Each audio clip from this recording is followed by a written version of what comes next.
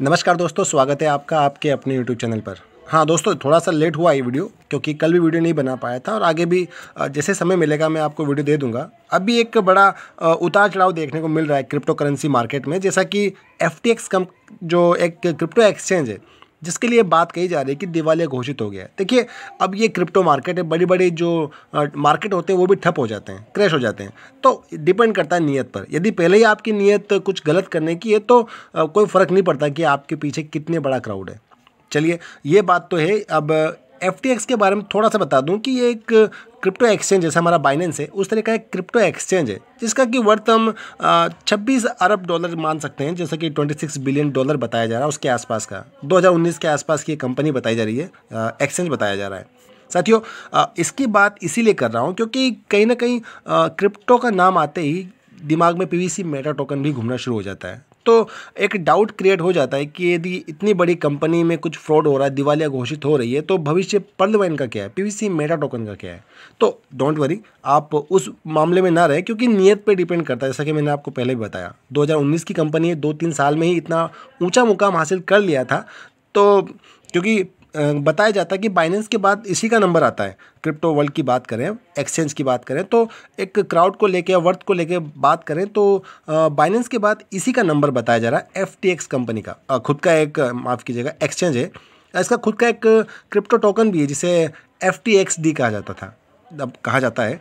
खैर, इन सब बातों को मैं ज़्यादा नहीं कहूँगा। आप साइट पे जाकर या अपने न्यूज़ पे जाकर पूरा सुन सकते हैं कि क्रिप्टो मार्केट में अभी तो यही चल रहा है FTX के बारे में। साथियों, अब मैं बात आऊँ फिर से पर्लवाइन के ऊपर।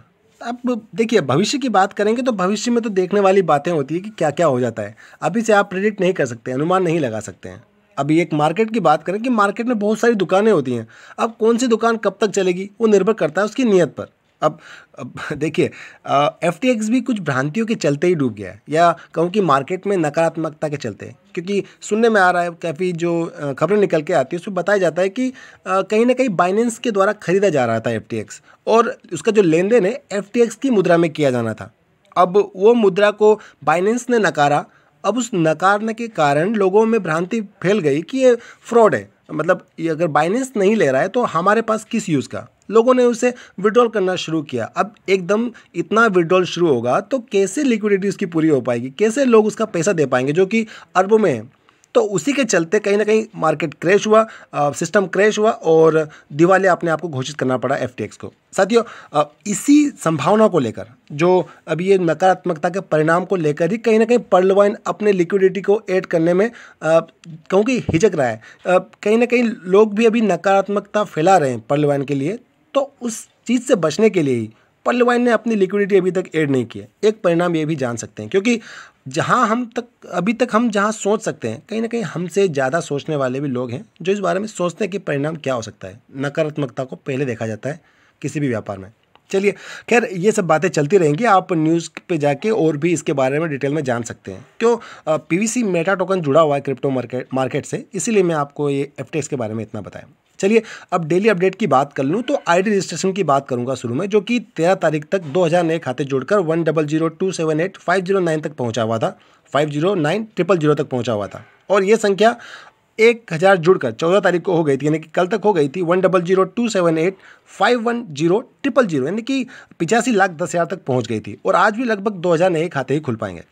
चलिए साथी, अब आता हूं मैं BSC स्कैन पर। तो 27,935 PVC मेटा टोकन धारकों की संख्या हो चुकी है BSC स्कैन पर। और इसमें ऊपर आप देख सकते हैं तो किसी प्रकार की लिक्विडिटी ऐड नहीं की गई है और ना ही PVC मेटा टोकन किसी एक्सचेंज पर लिस्ट हुआ है। अब यहाँ पर नोटिफिकेशन की बात कर लूँ और ऑटोपुल की बात करूँ तो इन दोनों में ही किसी प्रकार का अपडेट नहीं है। साथियों, ये डेली अपडेट देने का मकसद यही होता है कि अभी भी काम चल रहा है, आप निश्चिंत रह सकते हैं। अभी इसके बाद में कुछ ज़्यादा नहीं कहूँगा। तो अभी के इस वीडियो में इतना ही है। दोस्तों, वीडियो पसंद आया हो तो लाइक करके शेयर जरूर कीजिएगा, और साथ में अगर आपने हमारा चैनल सब्सक्राइब नहीं किया है तो चैनल सब्सक्राइब कर लीजिएगा। साथियों, हर बार की तरह वीडियो के अंत में कहना चाहूँगा कि ताकत अपने लफ्ज़ों में डालें, आवाज़ में नहीं, क्योंकि फसल बारिश से उगती है, बाढ़ से नहीं। तो बस इसी नोट के साथ ये वीडियो का अंत। God bless you all. जय हिंद।